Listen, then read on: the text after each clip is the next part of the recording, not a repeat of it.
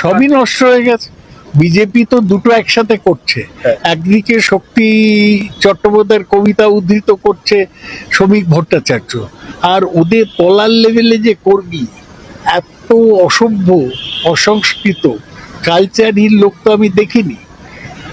আমি থানায় গিয়েছি একটা ডেপুটেশন দিতে, যে কেউ যেতেই পারে, আমার সঙ্গে তৃণমূলের কর্মীরা ছিল।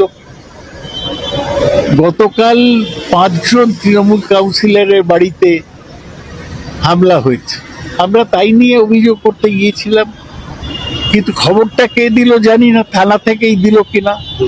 আইসি উপস্থিত ছিলেন, তারই সামনে হলো। আমি এসিপি কে, কমিশনারকে তো পাওয়া যায় না ফোনে, অপদার্থ, আর এসি কে ফোন করে বললাম, তিনিও কোনো লোক পাঠালেন না।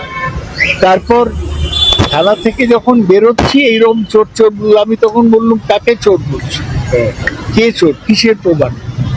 কিছুই বলছে না, চেঁচাচ্ছে, অসভ্যতা করছে। ডিমও ছুড়লো।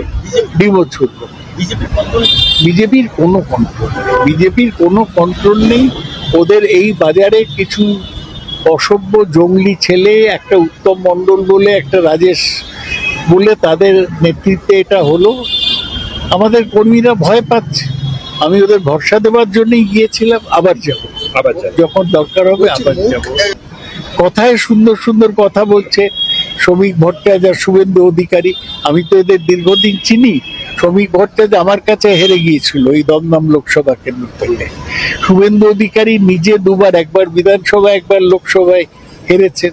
ওদের তো সবটা অভিজ্ঞতাই আছে, সুতরাং ওরা কোনো কন্ট্রোল করতে পারছেন না, কোনোদিন ছিল না। তাহলে এটা বিজেপি তৈরি করছে। বিজেপির হচ্ছে নরম গরম, ওদের কিছু নেতারা ভালো কথা বলছে আর তলায় কর্মীদের লেলিয়ে দিচ্ছে যাতে এইরকম ব্যবহার করে। আমরা তো কখনো হয়নি। আমি একটানা 5 বার বিধানসভায় জিতেছি, একটানা 4 বার দমদম থেকে জিতলাম লোকসভায়, তাতে তো কখনো হয়নি এরকম। পুলিশ তো ছিল পুরো সময়টায়।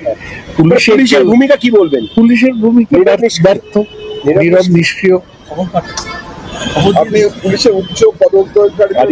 কাউকে তো পাওয়া যায়নি, করবো তো। আমি থানা থেকে 10 বার কমিশনারকে ফোন করেছি, পাওয়াই যায় না। মানে পুলিশের আমি 5 বার ফোন করেছি ওদের বিজেপির এমএলএ কে, পাওয়াই যায় না।